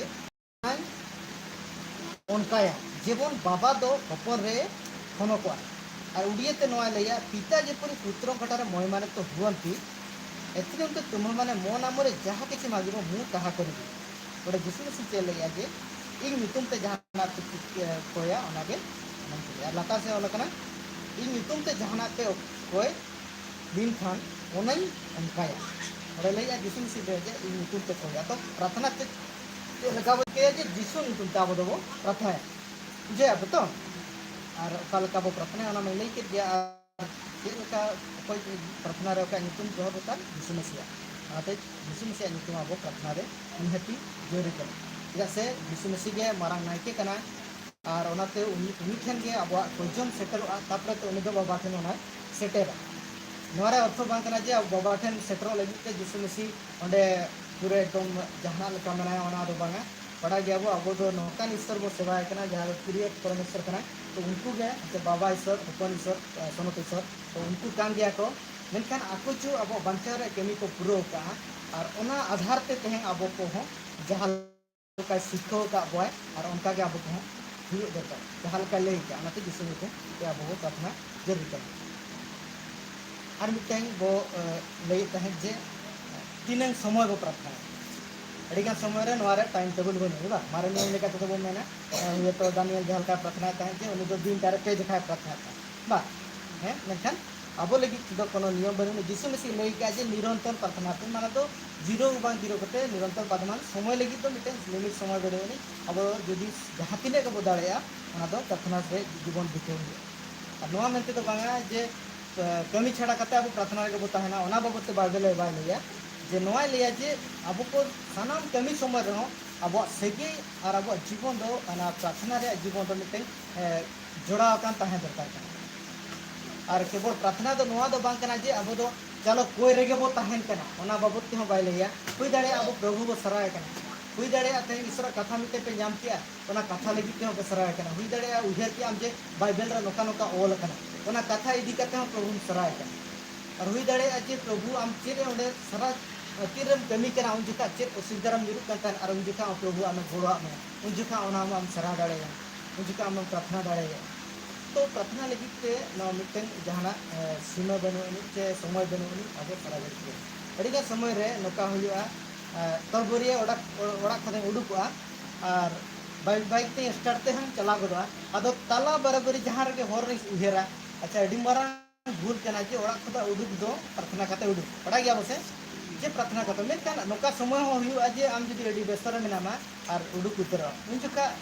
पूरे उन जुका उहेर जे बांगा पही प्रार्थना का अदो ओना बाइक लगा तुलुक गया अदो प्रार्थना प्रार्थना करते अदो पूरे अंतर सलात प्रार्थना प्रार्थना चला तो उनका ते प्रभु दो उनी दो बाय अंजमाना दो नोआ रे कारण बांग कना जे चलो उडुक उतर में और तला होरे प्रार्थना ओना बाबत ते दुने जदि उनका सिचुएशन रखा बिना जे कोई जम दो जहां रे वो कोई जम दाड़े जे ओड़ा रे एतोब रे उतर बो प्रार्थनाया दीदी बाबू उहेरला बाबू ठिकेला जहां रे बो उहेरा उन दो अड़ीगा समय रे कंपनी रे कमी जुका ओड़ा दो कंपनी कोदा जेते बे उडुकुआ और रूम ते और उन जुका दो अब बाबू उहेरा से अड़ीगा समय रे सराह लगी ते जे बाबा नि तेहा कंपनी रे मोज तेगे उतर हम मिटन घाव तना ओबे घाव तना मोज तेगे तन कमी गोड़ा दिया अदो ओना बई उहेरा मेनखान जेते बे उमु जोखाई उहेरा बाते बड़ी सराह लगे अदो उमु जोखा ओना दो सराह लगती गया और उमु जोखाई सराह जहां तीन रे उहेर उन जोखा तो नोका कते अब जीवन रे प्रभु तुलिया सेगे छे ओना तो बढ़ती हुई दरकार साना मुक्त रे अड़ी समय रे अब को गिदरे को लगी ते बाबो सरना चिता से गिदरे को अड़ी मुश्किल है संबड़ा में खान ओना लगी तो बाबो प्रार्थना गिदरे को अब ठीक है मेना को ओना लगी तो अड़ी गान समय रे आए वो बाबो दिला माने बाबो उहेरा नो तो मारा भूल विषय कान गया तीसो पर नोआ बाबू उहेर का जे नोआ धरती रे दा लगी ते तीन बो प्रार्थना का और तीन रे बो अभाव कना से तेहन बाय जड़ी का चलो विशेष बो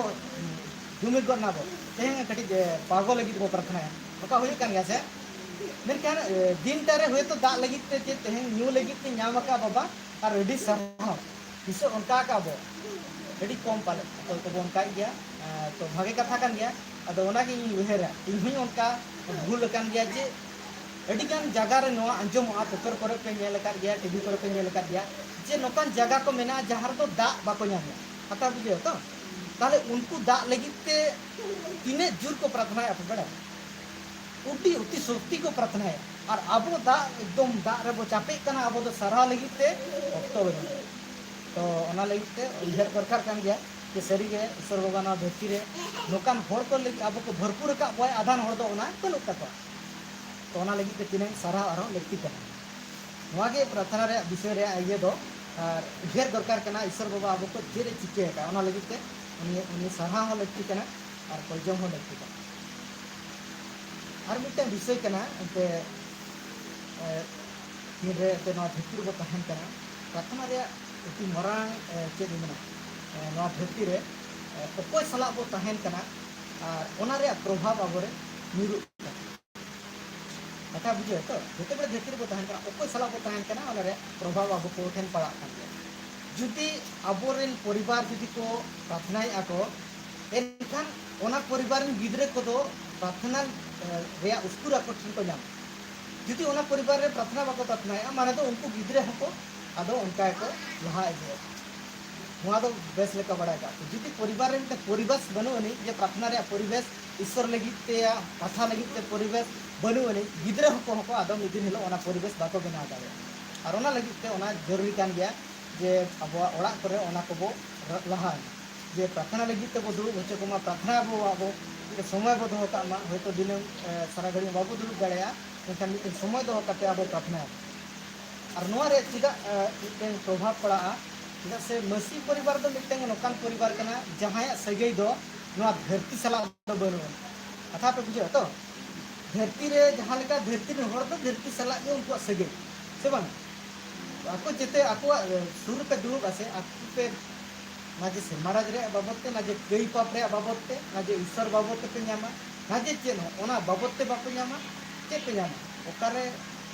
चेत घटना हुयुक कना बड़ीजा हुयुक कना भाग्या हुयुक कना टाका पैसा रे बाबत ते ए सब नोआ को पे न्यामा बड़ी जो कोई को पे जोटा कान खान पे बेस लेका बड़ा दाड़े जे धरती होड़ा दो ओना कान लेकिन विशेषी होर को लगी दो बाइबल रे जे अब तो धरती दिन के बांग कना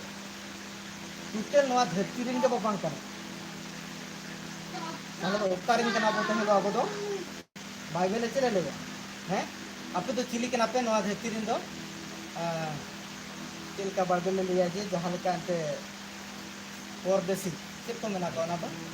संतार तो परदेसी दो भाषा में मेना गया बे ठीक है जाओ परदेसी कना माने दो नोआ जगह रे दो बो बांग कना बा अब तो मिटे एटा दिसोम रिन होर कना परदेसी कना बाइबल ले जे आपे तो मिटे परदेसी कना पे नोआ धरती रे दो बांग कना माने तो एटा दिसोम रिन होर कना पे नोआ रे अर्थ कना दो अबुआ नोआ धरती दो अबो लगी तो बांग कना जे अबो लगी तो मिटे आल मिटे दिसोम मेना कथा बुझे तो जुदी पद पोनेला ठीक है नेल तरा बोला सही पितर से जैसा पितर में आ जाए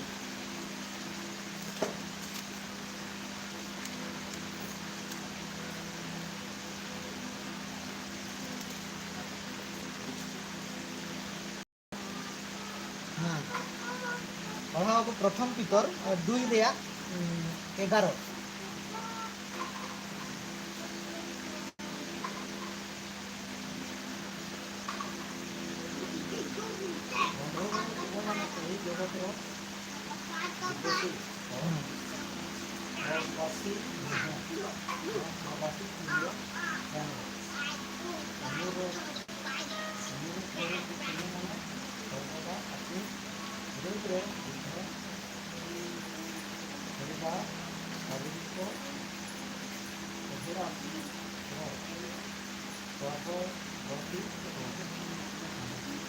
kita kena santat tu pernah tu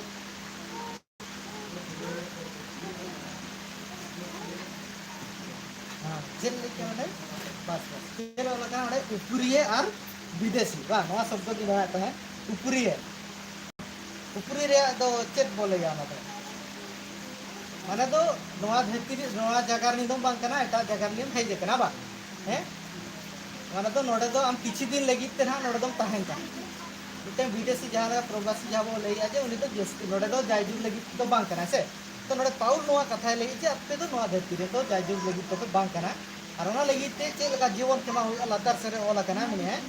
होरमो रे बड़ी सना खोदा जेमन पे सहार पे ताहन ओना लगित ते आत्मा सला ते अपे लड़ी कान ताहन पे लेया और ओनाते आत्मा लड़िया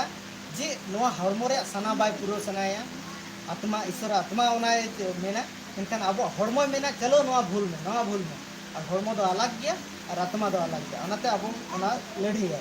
नोआ लगित ते अब दो नोआ धरती दो बांग कना विदेशी कना दो तो ओना लगित ते बाइबल लिया जे जुदी पे विदेशी कान जुदी से नोआ धरती रे खान दो एटी नोआ धरती रे भक्ति और एडी बतो सलाते जीवन खेमा जेमन नोआ धरती रे आपे को बेदात पे सदर और आपे को जाबोते आपे टेन जेमन कोनो दाग के आलो तहन ओना लगिते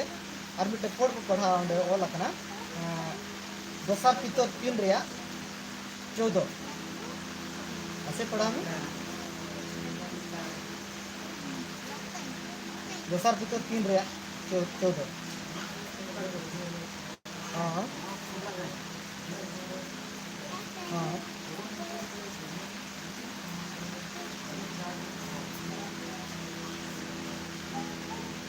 और चे ओला कना मेने जे कुरुमुटुई पे जेमन दिन दागर और दिन दूषण पे नामोगो कथा बुझे तो हैं नोडे ले जे आपे को जेमन दिन दाग और दिन दूषण के पे नामो ओना लगिते कुरुमुटुई पे तो कुरुमुटुई रे शब्द चिता व्यवहार के चिता से नोआ कमी दो आबोसन खुदा कमी हुई है जे आबो हाना लेकाते दो आबो दो बाबो चेष्टा लेखान आबो तो नोआ धरती रे हो तो आबो जीवन के पूरा बड़ी चाबा इनका नोडे ले जे आपे दिन दाग और दिन दूषण जेमन पे नामो को नाते कुरुमुटुई पे तो कुरुमुटु दो आबो सेन खुदा हुयु दरकार कन ईश्वर रे बांचाव के कोई ठीक कन गया उनी जीवन लगी ते जतो हर डहारे तुले के गया और तेहे आबो पेकियोते आबो रक्त को बुगी केना बेस बिना हुआ जतो जमा निवा जतो एमाबन कराय मेनकान आबो बेदाग और बेदूषण तहान लगी दो आबो कुरुमुटु दरकार ओना लगी दो ईश्वर बाबा और चेन हो बाय चिते दे ओना दो आबो कन और ओना लगी ते नो धरती रे बाइबल ले जे ओनाते बतो सलाते आपे दो एडी सदाचारी जीवन माने तो पूरा बेस्ट जीवन कमा के ओना ले और मिते विषय बनेला ते तेहे दो आपो को जहां बो प्रार्थना आसे ओना तो चेदा बो प्रार्थना कथा बुझे तो चेदा बो प्रार्थना एडी गुरुत्वपूर्ण विषय नवा कना नवा ठीके आबो जे प्रार्थना बो प्रार्थना चेदा बो प्रार्थना अड़ीगा समय रे प्रार्थना तो मिटेंग लाभान कारण चलो इनी प्रार्थना नोआ नाम लगिते नोआ नाम लगिते तो चिदा बो प्रार्थना या ओना बाबत ते मिटे पद बनेला पहिल जहन 5 रे 14 इदी ईश्वर कथा के ते बाबो नेल दाड़े एन सरी के ईश्वर सना के कना बाबो बड़ा दाड़े तो बाइबल के आजा पद ते सदर का जे सरी के चेत ओनिया चेत लेकान ते प्रार्थना रे जोर दिना पहिल जहन 5 रे 14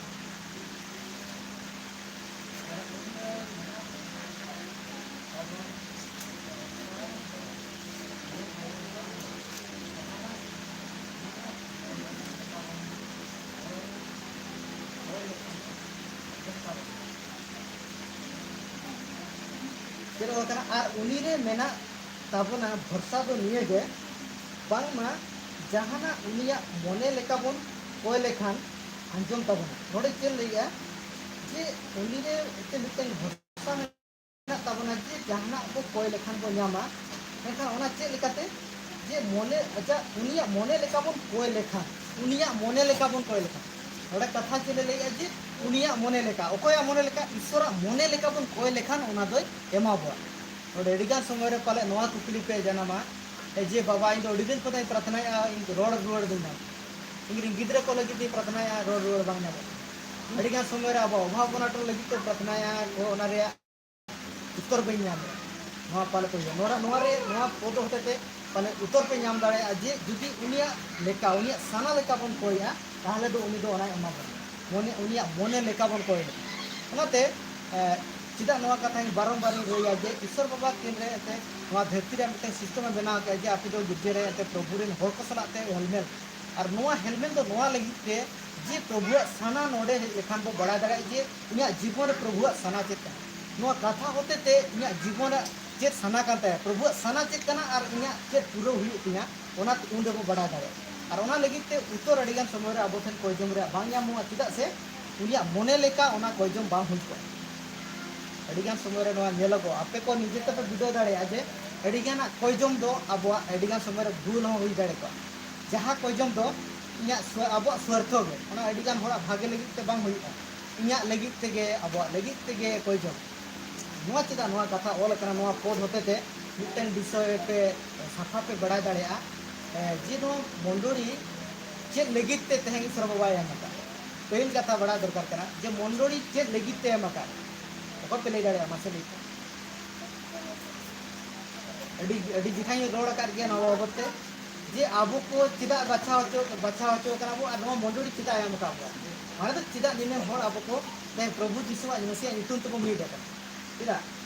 मासे ले तबन ईश्वर कथा मा पे आंजम कर गया नवा कथा पे आंजम कर गया एडी सिंपल उत्तर कना एडी सरल उत्तर कन गया और ओना जतो पे बढ़ाई गया पाले नोरा गुरुत्व ने वापे आनगा चिदा बचाव का चिदा आपे पे तेहे आबो को जतो बो मी देका चिदा माले कना जतो बढ़ाई गया नमते तिने मरंग कठिन शब्द ये कना इकुली कना नो उत्तर के बनो ने जदी मरंग अनकल विषय का कना मासे ओको जहां लेका पे बढ़ाया उनका ले तमन के माओ मासे ले तमन ने चिदा बचाव का चिदा बो हेजे कना क्या बो दुलुक कना यीशु मसीह मिते नितुम तो चिदा बो मिते कना मासे लेते नोआ उत्तर होते के आप बड़ा दरा जे ईश्वर सना होते के ओडे लई का से अजा सना लेका बन कोई लेखा दो इनी अंजम ता बना ओडे प्रार्थना रे विषय बोल चना है नाते नोआ विषय बो रखा जे उनी इच्छा चेत कना ओना बड़ाई काते अब कोजम रे हो विषय तो हो दरकार मासे हम तो होते जहां विज्ञान होय माने बांग ओना जतो हरा प्रार्थना नितु विज्ञान और कुचली दो जे अब को यीशु मसीह नितुम ते तें चिदा बो होचो कना दिदि बो होचो कना तो नितो चेत अब उद्देश्य चेत तहां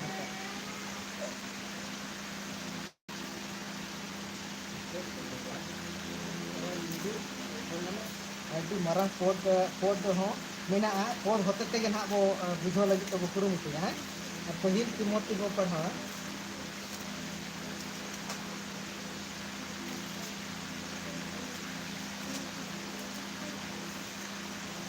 पहिल तिमोथी 2 रे 4 मासे अडी ध्यान सला पे अंजमा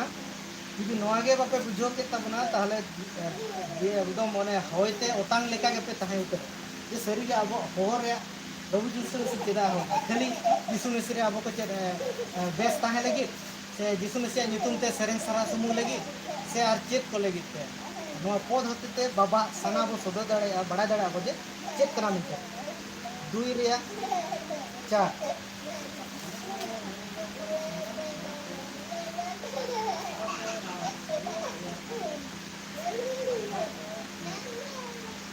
चेरे लगी 2 रे 4 तो 2 रे 4 में पढ़ा के तो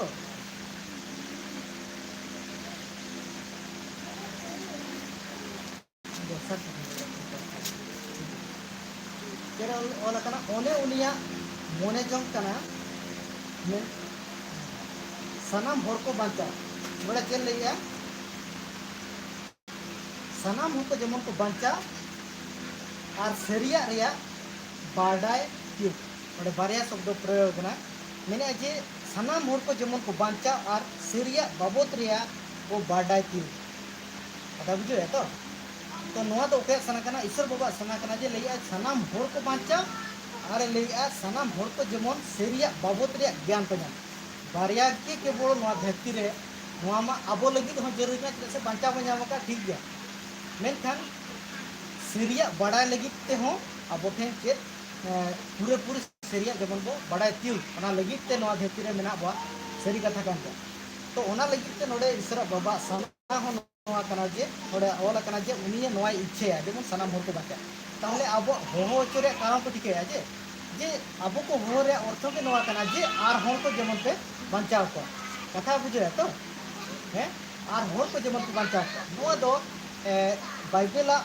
जतो खुदा प्रथम हुकुम कर जिते बड़े यीशु मसीह जीत बेरेन परते और 40 साखातेन परते उन चुका मिटन मुचित ओक्तरे जिते बड़े उनी लेया कोय हुकुम कोय और शर्मा ते चला है उन चुका मिटन अदु मरांग हुकुम एमा और ओना हुकुम इदी कते अब को नवा धरतीरेन इसेई को दको ओना हुकुम माना लगित ते मंडोली दो बाध्यतामूलक कना माने दो नवा मंडोली दो ओना लगित ते उनी दो कहेंगे अजा पूरा पूरी जोश ताहे दरकार जेमन लेया जे मिटन मोटरसाइकिल जुदी बो उहेरा जुदी मिटन मोटरसाइकिल उनी तो मिटन नवा जगह को हना जगह इदी हो जुदी ओना बाय केमिया ताले उनी चेक कमी रे हिजु ते उनी दो ओना कमी लगी ते बाय हिजु कना माने दो उनी दो दोहो गिडी काय से बांग उनी मिटन उद्देश्य मेना से बांग जुदी जे नवा धरती रे एते जहाना लेका बो आर एता विषय जुदी उदाहरण बोल हताव लेका एते जहां नवा धरती रे बंदूक को बन लगा जैसे बंदूक तो चेक लगी तो किरिया के हो तो टूटी जहां को टूटी लगी से हैं ओना लगी को व्यवहार इनखान ओना तो तहन धरती रे चेक को व्यवहार निजरा बंचा लगी ते जहां जानवर ठन को दामान ठन को दा इनखान नितो मन को बजे को इनखान उनिया मिटन उद्देश्य इदी कते इनखान नवा धरती रे दो अब ते नियम बनु उनी जे मिटन मननी जहां के बंदूक के दोया बनु कारण तो उदाहरण लेका तो हटाया जे उनिया उद्देश्य मेना के नवा लगी ते नवा निदे बेना होचो जेमन सार कोई लगी ते सार को मान को व्यवहार को बनाया और जहां पे चला लगी ते मोटरसाइकिल को नवा उद्देश्य इदी कते ओना जिनिस बेना कथा बुझे तेहे नवा धरती रे अब को बाछाव कना और बाछा रे उद्देश्य चेता है ईश्वर बाबा चिदा बाछाव के बा और ओना दो चे कते बड़ा दाड़या बेगर बाइबल ते बड़ा आपे के लिए ओका कते बड़ा दाड़या बेगर बाइबल ते बड़ा तो देखिए मत्ती 28 को पढ़ा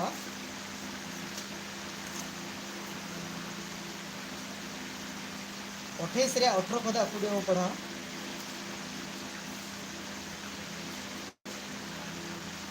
ऐसे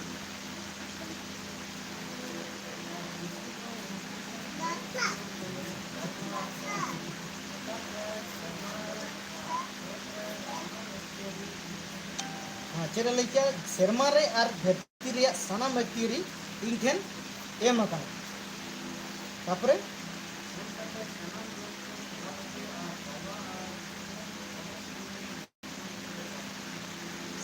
सनाम जेत को ठेन चलाव कते आपे बाबा ओपन और सनतत्मा जिते बाप्तिस्म को पे और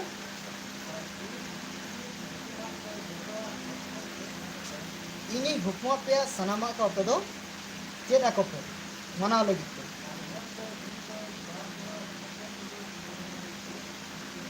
और मेल पे में इन दो आपे कुदो जो मुचे धबी और जाओगे मने यीशु मसीहा जिते बड़े शर्मा ते चला कना लहारे नवा कथा लई किया जे आपे दो गोटा धरती चला पे और पे दो जोतो धरती हो को आपे दो जहां गे एते को पेकियोआ उनको दो पिता पुत्र पवित्रता के बपतिस्म काते आपे दो उनको दो सिखो को पे चेला बना को पे और नेल पे दो मुचे धबी पे ना मार्क रे गे मुचे रे ओना कथा गे ओल कना ओना आर कडी निष्ठे धराते ओल कना मार्क सुड़ो रे गे पढ़ावा 15 खोदा सुड़ो 17 18 देव पढ़ावा एडी ज्ञान विषय में चेदो विषय हो एम करा ओना बो नेल कराया वो सही के विशेष दो मिटे साधारण दो उदान करा नोआ पद होते पे बड़ा दाड़ा मासे सुड़ो रे 15 खोदा 18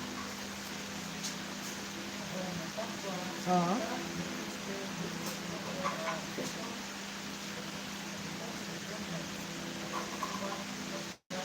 बस चेरे लगे जे आपे तो दू चला पे गोटा धरती पे चेरे लका और साना मानवा जेत केन आपे भाग्य संवाद घोषणा पे लई जहिरा कते तापरे पेतिय दो और एकोय पेतिय कना और बपतिस्म हताया उनी दो बांचा तापरे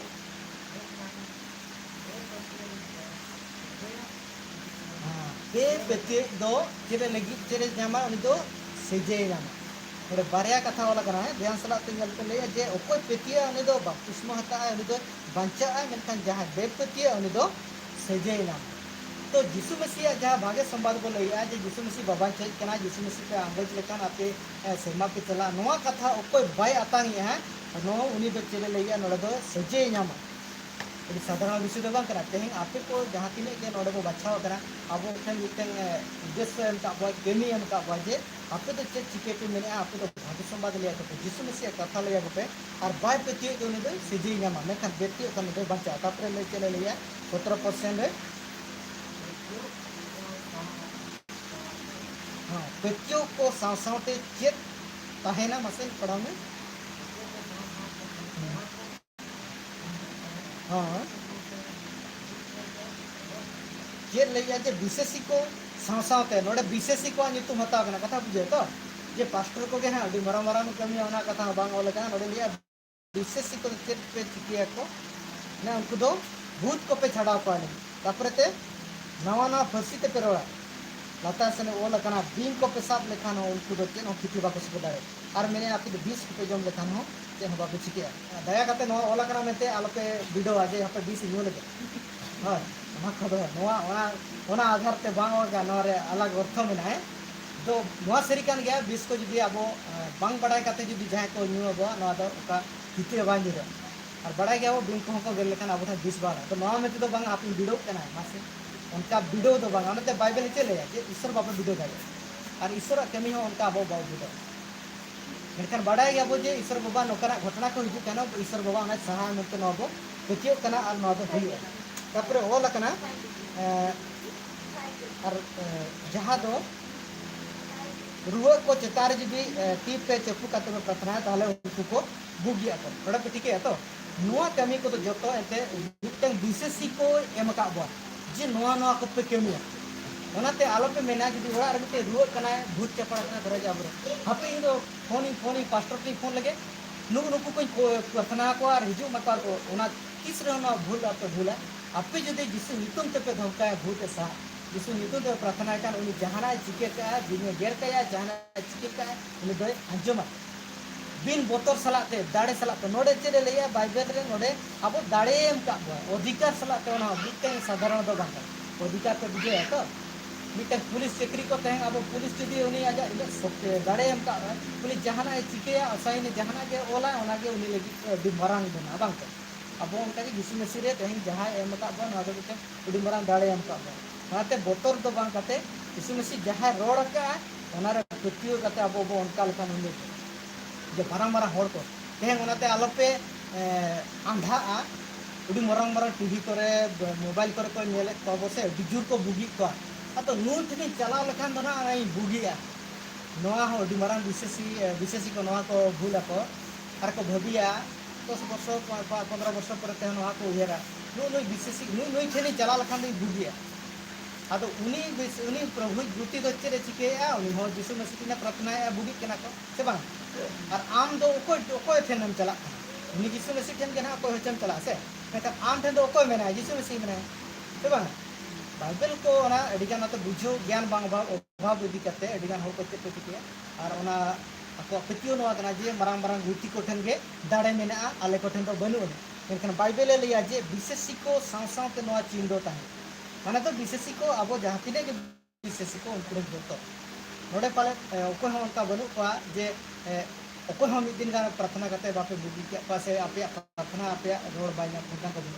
आयमा होड़ नोड़े मेना बोगिया जे ओको को भूत को पे छड़ा का ओको को रोग बगार अगर खुदा पे प्रार्थना करते तो बुगी का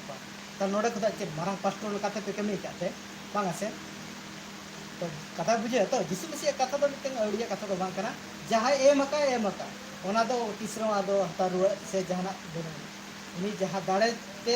बनाव का बो उनका के उनी दो तो अब को जहां पावर निते शक्ति बोले से दाड़े ओना एम का बो उनका के ओना लगी ते प्रार्थना रे जहां विषय बो जल के ओनाते प्रार्थना दो मिटन बि मरांग दाड़े सलाते अब को एम का बो मिटन हल्का विषय दो बांग नाते नोआ को अब को ध्यान दरकार कना कथा बुझे तो ओनाते ईश्वर सना बड़ाई दरकार कना जे ओना प्रार्थना रे ईश्वर सना मेना तो ओनाते भूल प्रार्थना दो बाबा खान मेना हनी बुझु माय ओना लगी तीन प्रार्थना है जिसु मसीह उनका प्रार्थना है कि कौन से तो ओना लगी तो उनका बनु इन बाइबल रे उनका अनुमति बनु ओनाते ईश्वर सना ते ओनाते ओना कथा ले कि जे ईश्वर पहिल सना कना जे मनमा जेवन को सरी को बढ़ाएमा और यीशु मसीह को आंगोचेमा और बंचा को नामा बंचा रे अर्थ ना आवे जायजुग लगिते बाबा तुलुल को मिदुमा चेदा से तेहें नोआ धरती रे बाबा बेगर जीवन मेना तको बाबा बेगर अर्थात ईश्वर विहीन उनी तो ईश्वर बाको बढ़ाया कदे अको सिसी जोई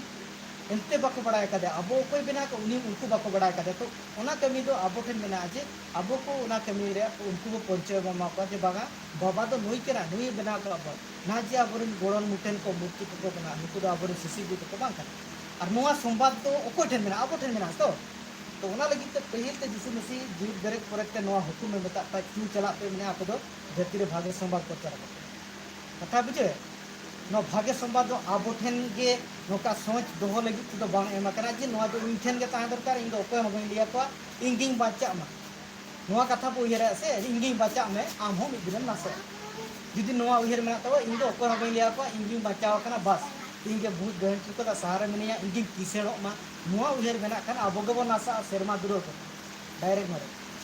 तो नोकान उहेर को बाइबल रे बनु ने और नोकान उहेर लगी ते हो बाइबल बाय मेतावा जे नोकान उहेर को ओनाते बाइबल लिया जे ओका बंचाव पे ᱧᱟᱢᱟका ओना बिन दाम ते पे ᱧᱟᱢᱟका बिन दाम ते एमा को पे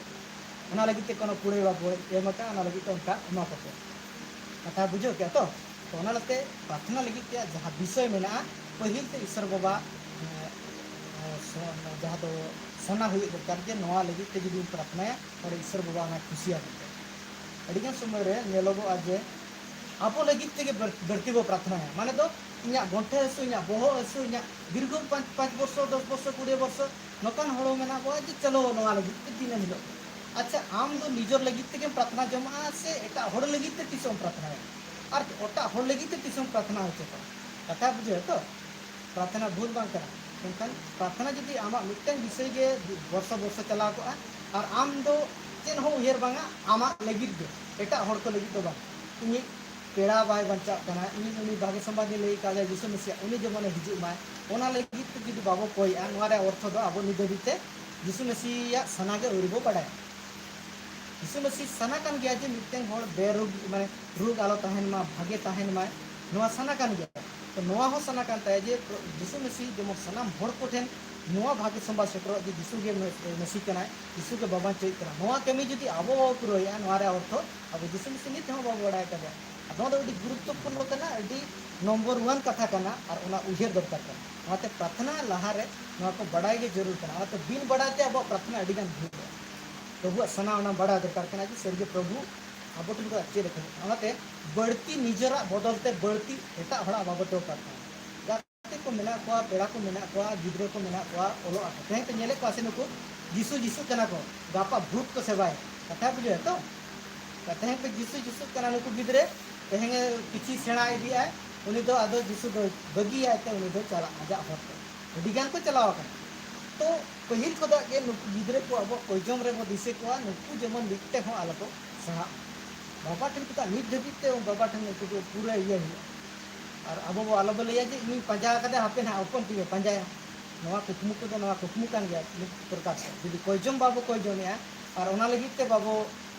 मोने कना जे नु गिद्रे तिंगे प्रभु जीसु गहिर के बड़ाय मा इन जानते बड़ाय कदे नु हे बड़ाय मा नवा बाबू मोने कना ताले अबर गिद्रे मेदिन को नसा नवा तो मिटिंग एडी मारान प्रार्थना रे विषय इदी कते नवा बरोड़े अनाते प्रार्थना को नवा को विषय ताहे दरकार और दूसरा विषय लेके लेका जे अब को दिसोम लगिते बाबू प्रार्थना अडिगान समय चेद बो प्रार्थना दिसोम लगी तेहन बड़ाय पे तीने मारंग घटना चलू कना से बंद ना पा तो युद्ध बंद कना बंद कना प्राय 70 दिन को ढेर उतरो कना से बारया दिसोम युद्ध पाले बड़ाय गया जे ओना नित हो चलू कना तो उन ओना दिसोम रिन होड़ को अवस्था लगी ते बाबू प्रार्थना अडिगान समय ओनाते दिसोम लगी ते प्रार्थना दरकार अबरे नेता को मेना को उनको लगी ते प्रार्थना दरकार दिसोम बेस लेका चलू लगी ते भागे संवाद जेमन गोटा जगह ते सेटर लगी ते पाले पे बड़ाय गया नितो भारत रे ईसई को लगी ते जतो खुदा अडी मारंग विरोध हुई कना चेदा विरोध हुई कना एना रे लई के लेका तेहेन जतो हो मिटन दौड़ को उडुक कना उनको उद्देश्य नवा कना जे मसलिन होड़ को कमी उनको भाग्य संवाद बाइबल प्रचार और यीशु मसीह कथा जेमन आलो को सेटर मा होड़ आलो को बड़ाय मा उनको लगी ते चेक को उनको दोष को लगाय जे उनको तो धर्म को परिवर्तन को आकोरिन टाका पैसा एम कते एमान एम कते दुनिया अंधविश्वास एम देखाव कते और को एड़े को आदिवासी हर को खास करी आदिवासी हर को चेतान रे नवा दो कमी हुई का जे से आदिवासी को बिस्ती दो प्रभु रे को हिजु कना तो आदिवासी माने दो अबो को ना उनको जत्तो को हिजु कना को ओना खातिर ते उनको दौड़ कना जे हिंदू धर्म को टारगेट कना जे नुकु को चे लेकाते दबाव हुआ मुस्लिम हर को एनखान तो जो ओनाते अडी कान नीचे नीचे कथा ते तहें तो उनको लगी ते खास करी उनको लगी ते अब प्रार्थना दरकार कना ते उनको अडी जुट को हरबरा पास्टर को दाल होते कना किसी दिन 15 दिन लहा रे मिटे पास्टर को दाल गत चेदा उनी उनका प्रभु पास्टर कमी करता है उनी इदी उनी को पूरे को चला अंत को दाल गत अड़ी मुश्किल और मिटे वीडियो नेलेता है और उनी हो उनी दोस्त इदी करते ना अब उड़ीसा रे और उनी गिद्रे ताय और उनी नेहर का जे बाबा आलो पे दलेया निखान उनको दाले कना को और उनको ये लगी को कुरुमुटु माने तो उनी जहां को ना बड़ी के कमी कना मेते ओना प्रमाण करते जेमन को हसाय लगी ते जेल खाना को भर्ती लगी तो ओना को पूरे को दिखाई आको वीडियो रे अदो ना को हुयु कान खातिर ते अब को बढ़ती विषय ते अब दिसम लगी ते मेसी समाज लगी ते और पास्टर को लगी ते दिसम रे जहां हचार हुई कना अब बड़ी मोर को दिखा दे एना लई के का दिसम मेसी होर को चेक को चिके एक दो माने चेक को चिके से उनको बंदूक सब करते को बहुत देखा करते चलो हम इसे में और धर्म में उनका को लिया को बांगा से को बाको लिया को जहां को जबरदस्ती टाका ने हम हिजु में इसे रे कोई कोनता को उनका आपे को भेजा उनका टाका को उनका आपला तले नोवा इदी करते ते निने के माने हर को ठे नोवा मिटे चेक को मेरा विश्व को एमा को और नोवा जेमन हर को बुझो मा जे क्रिश्चियन हर को तिने बड़ी केना को और नोकाय आको उनको चेता रे जेमन होड़ा लोलो माने हतांग लोलो मा और इसी हर को दाल करना नोस ओके भीतर रे मिघड़े कमी करना उन्हें हुई करना को हम सही कथा बुझे तो नीचे रोना के मिटन पद दी काटे नीचे दा अब लहा लड़ाई से और मानवा को तुलित दो बांका तो कोई को तुलित हैं नोकान दाड़े मेना जहाँ तो शैतान रे दाड़े मेना और उन शैतान दाड़े ते हैं उना चेक का तबो अटकावा चेक का तबो रोपुदा उना हुई कना बो लड़ी मानवा तुलित दो बांका मानवा को तें बाबो रगी दाड़े आता चेदा से यीशु मसीह लई का दे मानवा को दो आपे दुलड़ को बांके जुदी मिटन चेक को मेना मिसेना दाले मेकन आर हो देखा में बा या मानवा को तो दुलड़ को बैरी को लगी ते प्रार्थना करते यीशु मसीह सिकड़ा तो ना तो अब ओना उनको मनी को तुलित बाबो विरुद्ध दाड़े मेनखान बाइबल लिया जे मनी को तलारे मिटन मकान शक्ति कमी कराए जहाँ ते मेसी समाज को अटका लगी ते भाग्य समाज अटका लगी ते कमी कराए और ओना दो चेद हुई कना शैतान दाड़े और ओना लगी ते अब को ते सत्तर को तहन देकर एफिसी पुथी रे बनिया लेखान बड़ा दाड़े अब लड़ी दो ओको को तुलित कना एफिसी 6 रे 12 पद ऐसे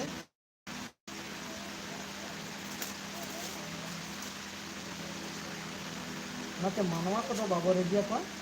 मेनखान बड़ा गया बजे मानवा भीतर मिल हड़े कमी कराए उनी बो चेक का तो भगाया चेक का तो उनिया दाड़े बो रफुदा ओना लगी ते ओना बो 6 रे 12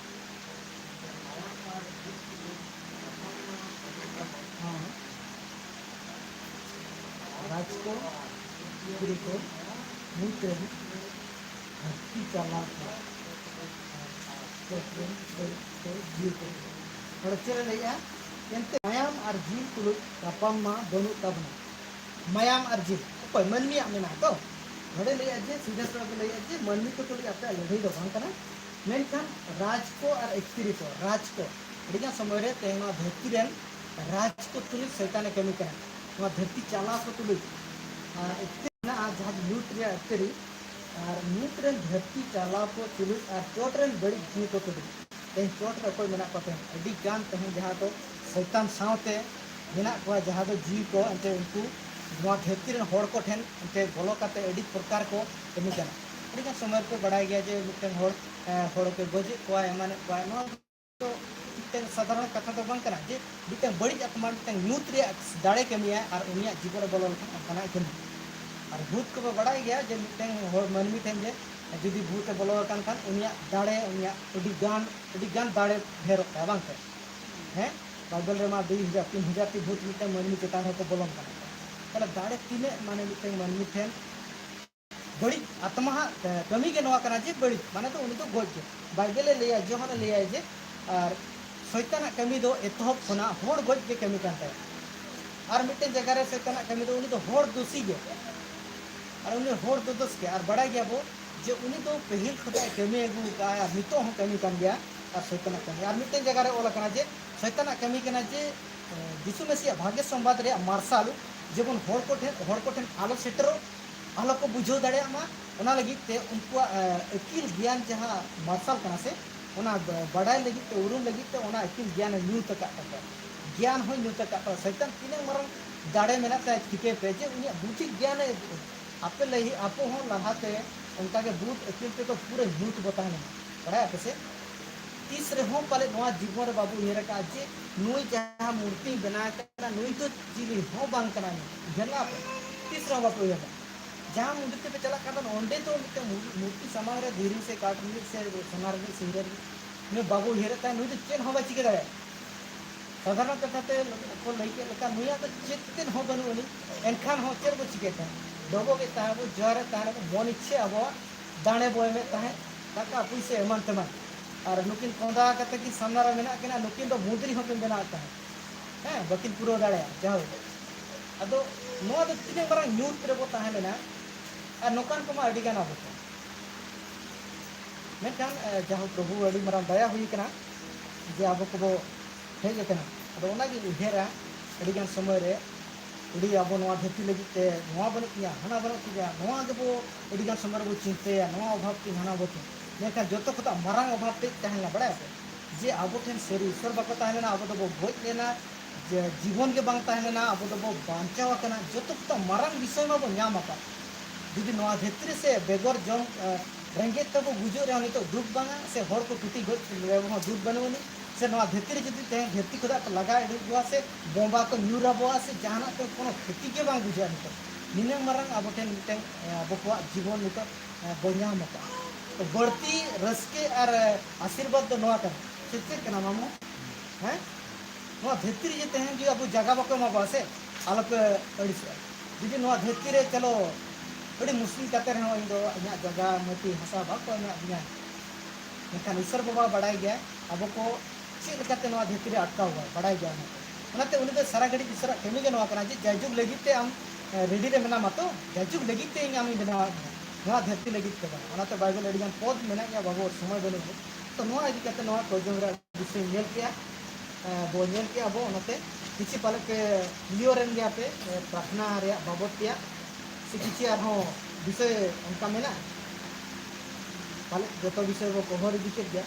लेकिन आराम विषय के क्लियर कर गया बन लई कर गया और नेक्स्ट और मिट दिखा बनेल गया जे प्रार्थना बाबद पे अड़ीगान फायदा मेना और ओना बाबो नेल का और ओना हिजु कान दिन बनेल गया अब बड़ा दाड़े ठीक गया ताले नवा प्रभु नवा कथा को अब आशीर्वाद दिनो और हिजु कान दिन रे और बढ़ती बो बड़ा दाड़े मा जेमन ईश्वरा सही गे प्रार्थना बाबद पे